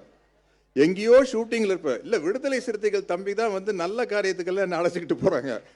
எங்கேயோ ஷூட்டிங்ல இருப்ப, வன்னி அரசுகிட்ட இருந்து போன் வரும், அண்ணே செங்கல்பட்டுல வந்து ஈழ விடுதலைக்கு ஆதரவா மாணவர்கள் உண்ணாவிரதம் இருக்கிறாங்க, கொஞ்சம் போயிட்டு வந்துடலாம் வாங்கன்னு தம்பி வன்னி அரசு தான் கூப்பிட்டு போவார். இப்படி என்னை வழிநடத்தும் ஆசிரியர்களாக தம்பி திருமாவளவன் மட்டும் இல்ல, விடுதலை சிறுத்தைகள் கட்சிகளின் ஒவ்வொரு தொண்டர்களும் இருக்கிறார்கள்.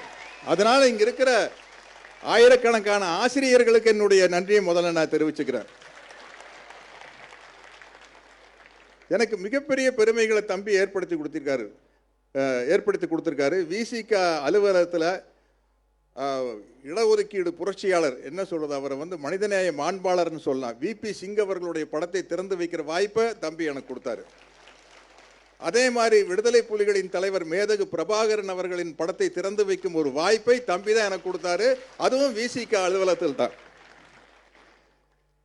எனக்கு என்னன்னா, இங்க வந்து பேசினாரு தம்பி ஒருத்தர், கடவுளை பற்றி சொல்லுங்க அப்படின்னு. அழகான ஒரு பஞ்சு டயலாக் தந்தை பெரியார் சொன்னதுதான். பெரியார் கிட்ட போய் கேட்டாங்க, ஏனுங்கய்யா ஆத்திகத்துக்கு நாத்திகத்துக்கு என்னங்க வித்தியாசம்னு கேட்டாங்க. ஒரு பதில் சொன்னாரு, இப்போ நீங்க கோயில்ல கடவுள் சிலைக்கு முன்னாடி உண்டியல் வைக்கிறீங்க இல்லைங்களா, அதுக்கு பேர் ஆத்திகங்க. அந்த கடவுளையே நம்பாம அந்த ஊண்டியலுக்கு பூட்டு போடுறீங்க பாத்தீங்களா, அதுதானுங்க நாத்திகம். மேட்டர் ஓவர் சாப்டர் ஓவரா? அது மாதிரி தந்தை பெரியார் மாதிரி போட்டு வாங்குற ஆளு யாருமே இருக்க முடியாதுங்க. அவரு ஏதோ ஒரு கார் போயிட்டு இருந்தப்ப ரிப்பேர் ஆயிருச்சு. அங்க ஐயா பார்த்தா தெரியுமில்ல, தாடி எல்லாம் வச்சுட்டு இருந்தாரு. ஒரு தம்பி வந்து, ஐயா நீங்க பெண் விடுதலைக்காக, சமூக நீதிக்காக, ஜாதி ஒழிப்புக்காக எல்லாம் போராடுறீங்க, ரொம்ப மகிழ்ச்சிங்க ஐயா. இருந்தாலும் நாங்க நம்புற கடவுளை போய் நீங்க கல்லுன்னு சொல்றீங்களே, அதுதான் எனக்கு மனசுக்கு ரொம்ப கஷ்டமா இருக்குது அப்படின்னா. அப்படிங்களா? இப்போ எங்கேங்க தம்பி போயிட்டு இருக்கிறீங்க? அவர் கோயம்புத்தூர் பஸ் தான் பேசுவார், கொங்கு தமிழ். எங்கே போயிட்டு இருக்கிறீங்க? ஐயா நான் இந்த கோயிலுக்கு தான் போயிட்டு இருக்கேன். சரி நானும் கூட வரேன் வாங்க அப்படின்னு போயிருக்கார். போய் உள்ள மணி அடிச்சுட்டு எல்லாம் இந்த பிரசாதம் எல்லாம் கொண்டு வந்திருக்காங்க. வந்தோடனே ஐயா வந்து அந்த பூசாரிட்டு கேட்குறாரு, ஏனுங்க பூசாரி, உள்ள இருக்குதுங்களா சிலை, அது என்னங்க வெங்கலங்களா இல்லை பித்தளைங்களா? அப்படி ஆனா அது கல்லுங்க அப்படின்னு இருக்காரு. பாருங்க, அவரே கல்லுன்னு சொல்லிட்டாரு, நீங்க என்ன போய் திட்டுறீங்களே. அவரை பொறுத்த வரைக்கும், ஐயாவை பொறுத்த வரைக்கும் இருக்கா இல்லையாங்கிறது பிரச்சனையே இல்லைங்க. ஜாதி ஒழியணும், ஜாதி ஒழியணும், அதுதான் அவருக்கு முக்கியம். அதற்கு தடையா இருக்கும் கடவுள் என்ற கற்பனை கருத்தியலை மறுக்கிறார். ஏன்னா அது ஒரு ஒரு ஒரு ஆளா இருந்தா ஓப்பனா தெரிய எதிர்த்து போராடலாம். அது வந்து ஒரு உருவகப்படுத்தப்பட்ட ஒரு மாயையான கற்பனை, அவ்வளவுதான். அதனால இங்க வந்து அதை முதல்ல எடுத்தோம்னா தான் முடியும். இப்போ அதை வச்சு தானே எல்லா வித்தையும் காட்டிக்கிட்டு இருக்கிறாங்க. ஆனா அந்த வித்தையை தமிழ்நாட்டுக்குள்ள காட்ட முடியாது. நாங்க எல்லாம் பண்ணுவோம், கோயிலுக்கு போவோம், பிரசாதம் வாங்கி சாப்பிடுவோம். எனக்கு வந்து அவ்வளவு டேஸ்டா இருக்கு. உடுமலைப்பேட்டையில எங்க மச்சான் தான் அங்கே எல்லாம் கோயில் தர்மகர்த்தா வேணுமோ. அங்கே இந்த பொங்கல் கிங்கல் வடகடையெல்லாம் சூப்பராக இருக்கும். எல்லாம் வாங்கி சாப்பிட்டு வெளியே வந்து சாதி மறுப்பே தமிழ் தேசியம் பேசிட்டு வந்துடுவோம். அதனால தயவு செய்து நீங்க எங்களை ஏமாத்துறதா நினைச்சிட்டு எங்ககிட்ட நீங்க ஏமாந்துடாதீங்க. அதுதான் பிரச்சனை. உங்களை பார்த்தா பாவமா இருக்குது. நீங்க என்ன நினைச்சிட்டு இருப்பீங்க, ஆஹா நம்ம வந்து ஒரு முருகனுக்காக ஏதோ ஒரு விழா நடத்தி இவங்களை எல்லாம் ஏமாத்திட்டோம். ஐயா சாமி, எனக்கு கடவுள் நம்பிக்கை இல்லை. அப்படியே இருந்தாலும் கூட பார்த்தாலும் கூட முருகர் எங்காளு, அவர் அப்படியே சைலண்டா நின்று உனக்கு ஆப்பு வச்சிருவாரு. நீ அவர் பேர்ல எங்களுக்கு ஆப்பு வைக்கிறான்னு பாக்குற, அவர் வந்து உனக்கு ஆப்பு வச்சிருவாரு. அதனால வந்து இந்த தமிழ்நாடு இன்னைக்கு ஒரு இந்த அளவுக்கு முன்னிலையில் இருக்கிறது என்றால் அதற்கு தந்தை பெரியாருடைய சிந்தனைகளும் அம்பேத்கருடைய சிந்தனைகளும். பெரியார் அவர்கள் ரஷ்யா போயிட்டு வந்து சொன்னாரு, பொருளாதாரத்தை பொறுத்த வரைக்குங்க என்னோட பாலிசி வந்து கம்யூனிஸ்ட் தானுங்க பேசினார். இந்த படத்திலேயே நானே பேசி நடிச்சுக்கிறேன். பொருளாதாரத்தை பொறுத்த வரைக்குங்க என்னோட பாலிசி கம்யூனிஸ்ட் தானுங்க. ஆனால் முதல்ல ஏழை பணக்கார வித்தியாசம் ஒழியணுமா இல்லை சாதி ஒழியணுமான்னு கேட்டால் நான் முதல்ல சாதி தான் ஒழியணும்னு சொல்லணுங்க. ஏன்னா சரியான வாய்ப்பு கிடைச்சா ஒரு ஏழை பணக்காரன் ஆயிடுவானுங்க. ஆனால் என்னதான் வாய்ப்பு கிடைச்சி பணக்காரன் ஆனாலும் தாழ்ந்த ஜாதின்னு உத்தரவு குத்தப்பட்டவன் ஜனாதிபதியாக இருந்தாலும் கோயிலுக்கு வெளியே தானே உட்காரணும். ஜனாதிபதியாக இருந்தாலும் பார்லிமெண்ட்டுக்குள்ள பூசை பொண்ணையில் வர முடியாதுங்க. இது பெரியார் சொல்ல, இப்போ இது லேட்டஸ்டாக நடந்த விஷயம் இல்லை. அவர் சொன்னது என்னதான் பொருளாதார வசதி வந்தாலும் உன்னை வந்து தாழ்த்தப்பட்ட ஜாதியாத்தான் முத்திர குட்டி அமுக்கி வச்சிருப்பா. அதனால முதல்ல ஜாதி தான் ஒழியணும்னு சொன்னாங்க. அதனால அந்த அம்பேத்கர் வழியில், மார்க்சிய வழியில், பெரியாரிய வழியில் நடந்து கொண்டிருக்கும் தம்பி திருமாவளவனின் கொள்கை அடிப்படையில் பணியாற்றும் உங்கள் அனைவருக்கும், தம்பி திருமாவர்களுக்கும் இந்த நேரத்தில் இந்த நன்றியை கூறி, இந்த விருதுக்கு நன்றி கூறி விடைபெறுகிறேன். வணக்கம்.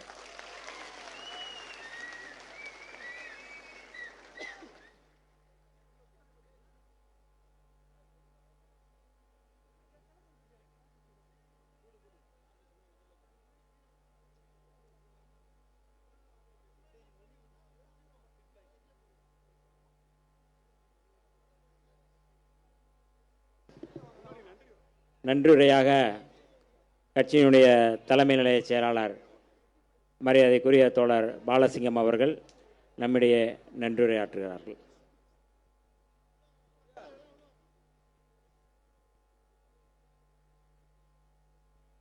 அனைவருக்கும் வணக்கம். நன்றி நாம் முதலில் யாருக்கு சொல்லணும்? சனாதனத்துக்கும் ஜனநாயகத்துக்குமான அந்த போராட்டத்தில் தலைமை தாங்கி நடத்தி கொண்டிருக்கக்கூடிய நம்முடைய தலைவர் எழுச்சி தமிழர் அவர்களுக்கு நாம் நன்றியை தெரிவிப்போம். தலைவர் எழுச்சி தமிழர் அவர்கள் இந்த விருதுகள் வழங்குகிற நிகழ்ச்சி தலித் அல்லாதவர்களுக்கும் ஜனநாயக சக்திகளை அடையாளம் கண்டு அவர்கள் அனைவரையும் ஊக்கப்படுத்த வேண்டும், இந்த சாதி ஒழிப்பு களத்தில் அவர்களோடு இணைந்து பணியாற்ற வேண்டும் என்கிற நோக்கத்திற்காக எல்லோரும் ஜனநாயக சக்திகளோடு இணைந்து களமாட வேண்டும் என்று சொல்வார்கள். ஆனால் அதற்கான செயல் திட்டங்களை எந்த கட்சியோ அமைப்போ செய்வதில்லை. ஆனால் விடுதலை சிறுத்தைகள் கட்சி தலைவர் எழுச்சி தமிழர் அவர்கள் ஜனநாயக சக்திகளோடு இணைந்து களமாடுவதற்கான ஒரு களத்தை அமைத்துதான் இந்த விருதுகள் வழங்கும் நிகழ்ச்சியை 19 ஆண்டுகளாக தொடர்ந்து நடத்தி வருகிறார். அந்த விருதுகள் வழங்கும் நிகழ்ச்சியிலே இன்றைக்கு விருதுகள் பெற்றிருக்கக்கூடிய சான்றோர், திராவிட தேசியத்தை கட்டியமைப்போம், திராவிட நாட்டை கட்டியமைப்போம் என்று திராவிட வரலாற்றை நமக்கு சொன்ன முனைவர் கே. சலாம் அவர்களுக்கு விடுதலை சிறுத்தைகளின் சார்பில் நன்றியை தெரிவித்துக் கொள்கின்றோம். அதேபோல் சாதியை ஒழித்தால்தான் தமிழ் தேசியம் என்று சொன்னது மட்டுமல்லாமல் வாழும் அம்பேத்கர் தலைவர் திருமா என்று சொன்ன, சிறுத்தைகள் எல்லாம் எனக்கு ஆசிரியர்கள் என்று சொன்ன நம்முடைய இனமுரசு அண்ணன் சத்யராஜ் அவர்களுக்கு நன்றியை தெரிவிக்குவோம். அண்ணன் தனக்கும் தலைவருக்குமான அந்த நட்பை, அந்த தொடர்பை விளக்கி பேசி மார்க்சியம் என்றால் என்ன, இங்கே மார்க்சியவாதிகள் கூறுகிறது போல சாதி மேல் கட்டுமானம் அல்ல, சாதி அடிக்கட்டுமானம் என்பதை இங்கே நமக்கு சொன்ன அருமை அண்ணன் தோழர் தியாகு அவர்களுக்கு நெஞ்சம் நிறைந்த நன்றியை விடுதலை சிறுத்தைகள் கட்சியின் சார்பில் தெரிவித்துக் கொள்கின்றோம். முன்னாள் முதல்வரும் பாண்டிச்சேரி காங்கிரஸ் கட்சியினுடைய தலைவருமான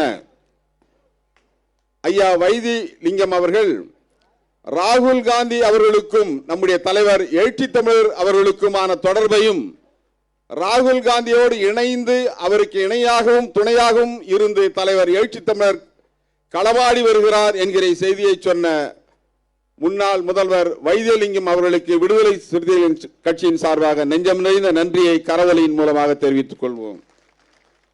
அடுத்து பௌத்தத்தை பற்றி ஆய்வு செய்து பல உண்மைகளை வெளியே கொண்டு வந்திருக்கக்கூடிய பௌத்த அறிஞர் முனைவர் ஜம்புலிங்கம் அவர்களுக்கு கரவொலி எழுப்பி நாம் நன்றியை தெரிவிப்போம். மத நல்லிணக்கத்திற்காகவும் அனைத்து சமூகத்தினுடைய ஒற்றுமைக்காகவும் தொடர்ந்து பாடாற்றி வருகிற ஐயா மௌலவி முயினுதீன் பாகவி அவர்களுக்கு கரவொலி எழுப்பி நன்றியை தெரிவித்துக் கொள்வோம். இந்த நிகழ்ச்சியிலே பங்கு பெற்றிருக்கக்கூடிய நம்முடைய பொதுச் செயலாளர்கள் அண்ணன் ரவிக்குமார், சிந்தனை செல்வன், பாவரசு, இதை நெறியாளுகை செய்கிற தோழர் வன்னியரசு, உங்கள் அனைவருக்கும் நன்றியை தெரிவித்துக் கொள்கின்றோம். அதே போல இந்த நிகழ்ச்சியை தலைவர் எப்பொழுது அழைத்தாலும் விடுதலை சிறுத்தைகளுக்கு தினம்தோறும் போராட்டம் என்று சொன்னாலும் அந்த போர்க்களத்திலே வந்து தலைவர் அழைத்தால் உடனே ஓடி வருகிற அனைத்து சிறுத்தைகளுக்கும் நெஞ்சம் நிறைந்த நன்றியை தெரிவித்து நிறைவு செய்கிறேன். நன்றி, வணக்கம்.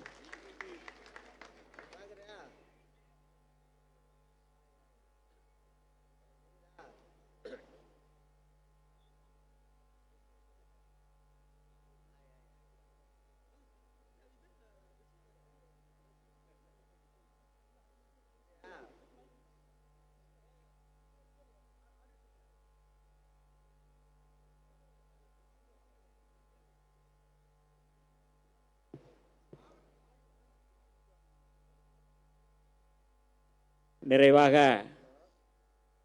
நம்மை மட்டுமல்ல, தமிழ்நாட்டை மட்டுமல்ல, இந்தியாவை வழிநடத்தி வருகின்ற நம்முடைய மகத்தான தலைவர் அவர்கள் இப்பொழுது உரையாற்றவிருக்கிறார்கள். யார் பெயரை உச்சரித்தால் எதிரி கொலை நடுங்குவானோ அவன்தான் உன்னுடைய இனத்தினுடைய உண்மையான தலைவன் என்று சேகுவாரா அவர்கள் சொல்வார்கள். இப்பொழுது சொல்லுங்கள், தொல்காப்பியன் திருமாவளவன் என்கின்ற பெயரை சொன்னால் குலை நடுங்குகிறது. யாருக்கு? சங் பரிவார கும்பலுக்கு. யாருக்கு குலை நடுங்குகிறது? சங் பரிவார கும்பலுக்கு, ஆர்எஸ்எஸ்க்கு, பாஜகவுக்கு. அதனால்தான் நம்முடைய தலைவர் எழுச்சி தமிழர் அவர்கள் திருநர் அழித்தாலே ஏதோ இந்து மதமே சனாதனமே அழிந்து போகும் என்கின்ற வகையிலே கூத்தாடுகிறார்கள், பதறி போகிறார்கள். அப்படி தமிழ்நாட்டையும் இந்தியாவையும் வழிநடத்தி வருகின்ற நம்முடைய மகத்தான தலைவர் தொல்காப்பியன் திருமாவளவன் அவர்கள் இப்பொழுது நம்முடைய நிறைவுரையாற்றுகிறார்கள். உங்களுடைய கரவொலிகளுக்கிடையே நம்முடைய தலைவர் அவர்களை வரவேற்போம். தொல்காப்பியன் திருமாவளவன் அவர்கள் இப்பொழுது நம்மிடையே எழுச்சி உரை ஆற்றுகிறார்கள்.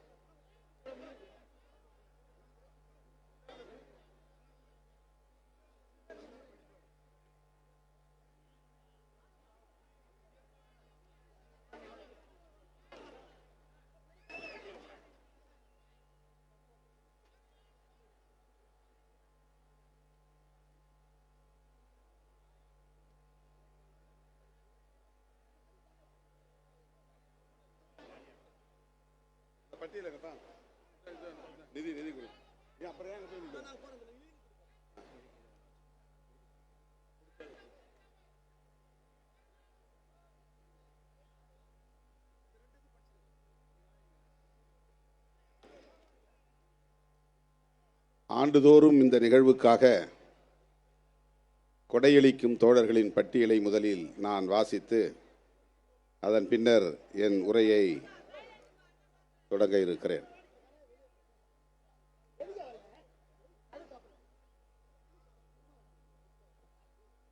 இல்லை, இங்க நின்று என்ன சொல்ல போறீங்க எனக்கு புரியல.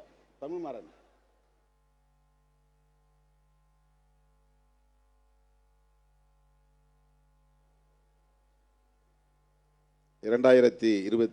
ஆண்டு விருதுகள் வழங்கும் விழாவுக்கு விருது வாரியாக கொடையளித்த தோழர்களின் பட்டியல்: அம்பேத்கர் சுடர் விருது, அரசு ஊழியர் ஐக்கிய பேரவை, கி கோவேந்தன், பெரம்பலூர் கிட்டு, சேலம் வசந்த், பா தாமரை செல்வன், தீவா எழிலரசு, ரூபகாந்தா, பொன் நா சிவந்தவன், கேது தென்னவன், கள்ளக்குறிச்சி ராமமூர்த்தி, பரசு முருகையன், சேந்தநாடு அறிவுக்கரசு, சாமுராய் குரு, சிறுவாடி கணேசன், பனையூர் மு பாபு சட்டமன்ற உறுப்பினர், சென்னை பெருநகர் மன்ற உறுப்பினர் இளம் சேக்குவேரா, வீர ராஜேந்திரன்,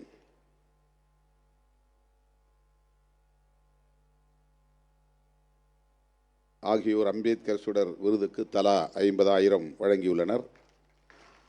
பெரியார் ஒளி விருது வன்னியரசு, நியூட்டன், விடுதலை செழியன், செஞ்சி சின்னப்பன், குண்டு சக்தி, பள்ளிக்கரணை பன்னீர்தாஸ், திருவள்ளூர் பார்த்திபன், பா வளர்மதி, தமிழ்நாடு மின்வாரிய பொறியாளர் மற்றும் பணியாளர் பேரவை, வந்தவாசி,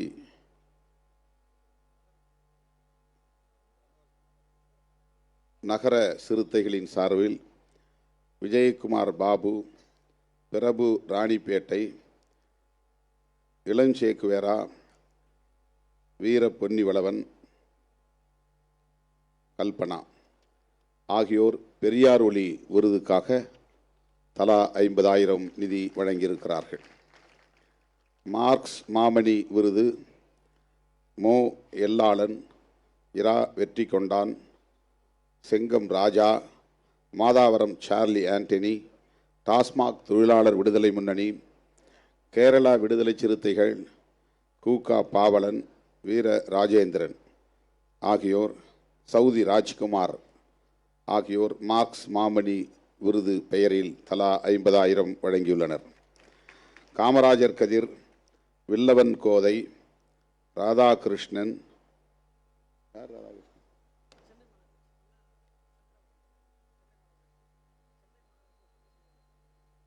ராதாகிருஷ்ணன் சென்னை மாநகராட்சி ஒப்பந்த தொழிலாளர், கராத்தே இளங்கோ, வழக்கறிஞர் பா. தாமரை செல்வன், சென்னை மாநகராட்சி மு. சங்கர், அனைத்து ஆசிரியர் கூட்டமைப்பு, வழக்குரைஞர் லிங்கேஸ்வரன், ராஜ்மோகன், நா. செல்லதுரை ஆகியோர் காமராஜர் கதிர் விருதுக்காக தலா 50,000 கொடையளித்துள்ளார்கள். அயோத்திதாச ராதவன்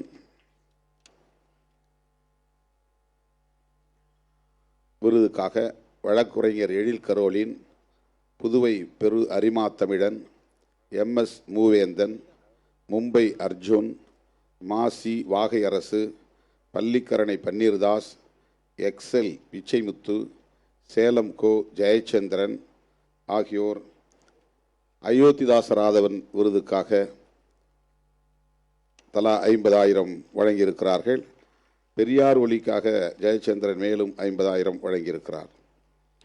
காயிதே மில்லத் பிறை விருதுக்காக ஜே. முபாரக், ஈரோடு சாதிக், கிண்டி ரஃபீக், வழக்குரைஞர் தாமரை செல்வன், ஆலூர் ஷானவாஸ், கேரள விடுதலை சிறுத்தைகள் ஆகியோர் காயிதே மில்லத் பிறை விருதுக்காக வழங்கியிருக்கிறார்கள். செம்மொழி ஞாயிறு விருதுக்காக துரை ரவிக்குமார், சி. கனியமுதன், அரசு ஊழியர் ஐக்கிய பேரவை, நீல சந்திரகுமார், வழக்குரைஞர் ரஜினிகாந்த், அனைத்தாசிரியர் கூட்டமைப்பு, PR நீதிவல்லல் ஆகியோர் செம்மொழி ஞாயிறு விருதுக்காக நிதி வழங்கியிருக்கிறார்கள். இதில் ஒரு சிலர் 1 லட்சம் வழங்கியிருக்கிறார்கள். அதை பேர் ரிப்பீட்டாக எழுதலை. அனைவருக்கும் என்னுடைய நன்றியை உரித்தாக்குகிறேன். மொத்த செலவுகளுக்காகவும் இது ஒவ்வொரு ஆண்டும் உங்களிடமிருந்தே இந்த நிதியை திரட்டி நடத்தி வருகிறோம். அந்த வகையிலே மனமுவந்து இந்த விழாவை வெற்றிகரமாக நடத்துவதற்கு கொடையளித்திருக்கிற அனைத்து தோழர்களுக்கும் என்னுடைய நெஞ்சார்ந்த நன்றியை உரித்தாக்குகிறேன்.